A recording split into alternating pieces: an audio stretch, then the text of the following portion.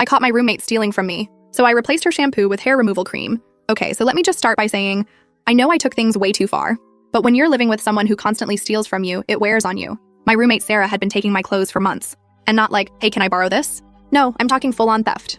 I'd find my favorite sweater shoved in the back of her closet with the tags cut out, or my jeans, my brand, new jeans, sitting in her laundry basket with some weird coffee stain. I definitely didn't put there. Every time I brought it up, she'd just laugh. Relax, we're the same size. It's not a big deal. But then, she crossed the line. One night, I went to grab the necklace my grandmother gave me before she passed. It's gold, delicate, and one of the most meaningful things I own. But it was gone. I tore apart my jewelry box. Nothing. That's when I snapped.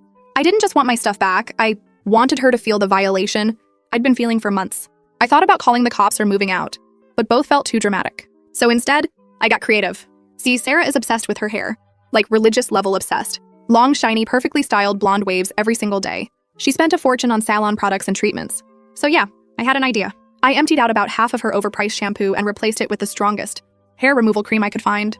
I figured maybe a few uneven spots would knock her down a peg, but nothing permanent. Just a reality check. Except it was way worse than I imagined. The next morning, I woke up to this blood-curdling scream from the bathroom.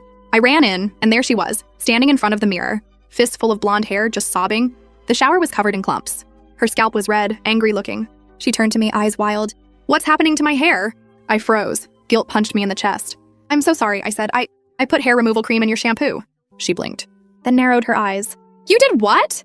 She lunged at me, and for a second, I actually thought she might hit me. "You stole my grandmother's necklace," I yelled, backing away. "I just wanted to teach you a lesson." And then she stopped. Her expression changed. "What necklace?" she asked. "I never touched your jewelry." My stomach dropped. We tore the apartment apart. Every drawer, every closet, under every bed. After nearly an hour, I found it, tucked deep inside a sock in one of my winter boots. Apparently, I'd hidden it there before a trip months ago, and completely forgotten. Sarah just sat there on the couch, hair wrapped in a towel, eyes full of pain. "Yeah, I borrowed your clothes," she said. "But I always returned them. I would never steal something like that." She wasn't innocent, but she didn't deserve that. The next day, she moved out. I paid for her emergency salon visit, but there wasn't much they could do. She left with a pixie cut she hated, and chemical burns that needed actual medical treatment. I offered to pay for that too. She took the money, but not my apology. 3 months later, I got a certified letter in the mail. Sarah is suing me. Emotional distress. Medical bills. Property damage. The court date's next week, and my lawyer says it's not looking good. Here's what I've learned. Revenge feels satisfying in theory, but in reality, it doesn't just hurt the other person.